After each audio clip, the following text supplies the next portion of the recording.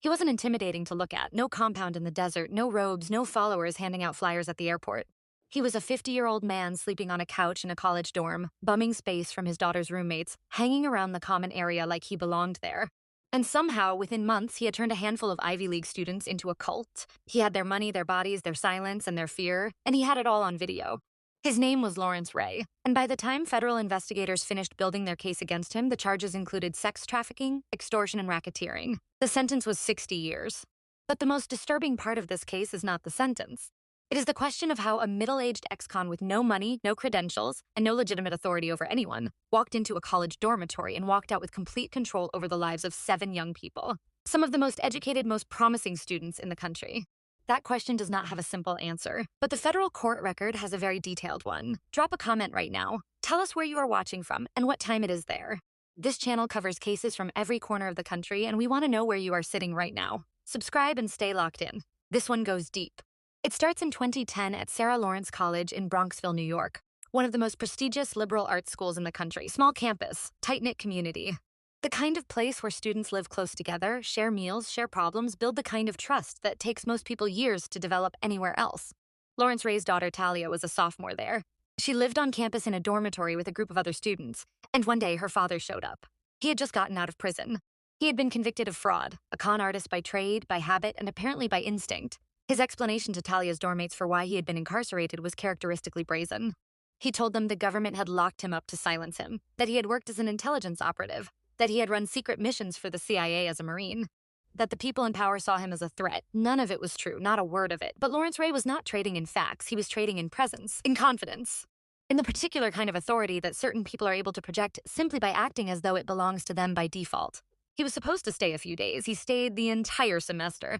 And during those months, something happened inside that dormitory that federal prosecutors would later spend years documenting. Ray inserted himself into the emotional lives of those students with precision.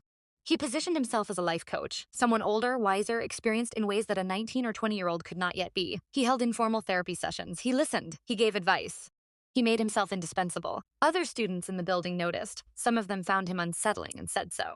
Emails were sent to school administration warning that an adult male with no affiliation to Sarah Lawrence was living in the dorms. The school took no action.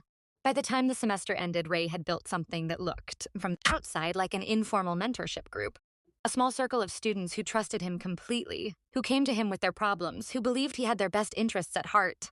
What he had actually built was the foundation of a control structure that would take nearly a decade to dismantle, and cost some of those students everything in the process. In the summer of 2011, Lawrence Ray and approximately 7 of his followers moved into a one-bedroom apartment in Manhattan. 8 people. 1 bedroom. Ray sharing the bed with 2 of the young women in the group, the rest sleeping in the living room. This is where the cult stopped being informal. Ray began conducting what he called therapy sessions. Long, intense recorded interrogations in which he pushed students to confess their deepest fears, their insecurities, their secrets. He framed it as healing. It was intelligence gathering. Every session gave him more material, more leverage, more ammunition to use against the person sitting across from him if they ever decided to push back. And he made sure pushing back carried consequences. He began depriving members of sleep, a classic and well-documented coercive control technique that degrades judgment, increases emotional vulnerability, and makes a person far more susceptible to suggestion. He administered Adderall to members of the group, a stimulant that, used without medical supervision in this context, amplified anxiety and paranoia. Students who were already sleep-deprived and emotionally isolated were now operating in a state of chemically induced hypervigilance.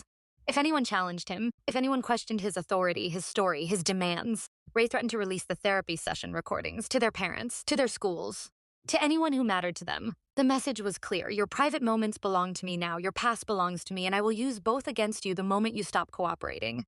He also began demanding sexual compliance from the women in the group. This, too, was recorded. The footage became another layer of control, another set of files that Ray held over the heads of the people he had spent months cultivating as followers. The summer of 2011 was the point of no return for most of the people inside that apartment, not because they wanted to stay, but because Ray had engineered a situation in which leaving felt more dangerous than remaining. The recordings, the threats, the isolation from family and outside relationships that had been quietly, systematically accomplished during those months at Sarah Lawrence. By the time fall semester arrived, most of the group did not go back to school. Talia returned to the dormitory. The others stayed in the apartment with Ray. And this, the moment the outside world receded and the group became fully enclosed, is when the violence started. Stay with us. Because what comes next is the part of this case that the conviction documents describe in the clearest, most unflinching terms. And it is the part that explains why federal prosecutors ultimately built a case around not just what Ray did, but how long he was allowed to do it. Lawrence Ray needed a mechanism.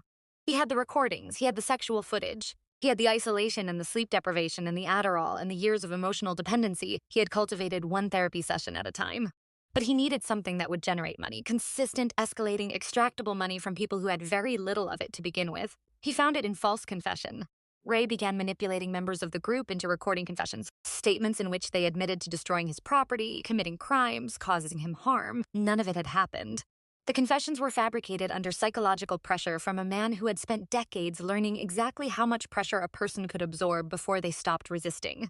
Then he told them the confessions were going to the police, unless they paid him back for everything they had done. Think about what that structure produces in the mind of someone who has already been isolated, sleep deprived, chemically manipulated, and emotionally conditioned to believe that Lawrence Ray was the most powerful person in their world. A person in that state does not think clearly about whether a fabricated confession holds legal weight. They think about the threat. The immediate, concrete, terrifying threat of arrest, of their parents finding out, of the life they came from being destroyed. They paid. Some members withdrew tens of thousands of dollars from family savings accounts. One woman convinced her parents to sell their house to satisfy a debt that had never been real. Ray physically enforced compliance when payments were slow or resistance surfaced. On one documented occasion, he placed a plastic bag over a follower's head. On another, he used pliers on a member's tongue as a demonstration of what defiance cost. Within a relatively short period, Ray had extracted over $1 million from this small group of young people through fabricated debt and physical terror. When the group was eventually evicted from the Manhattan apartment, Ray relocated several followers to North Carolina temporarily, to a house owned by a family member. There, he added forced manual labor to the list: yard work, ditch digging, physical tasks assigned as punishment or as a form of continued domination.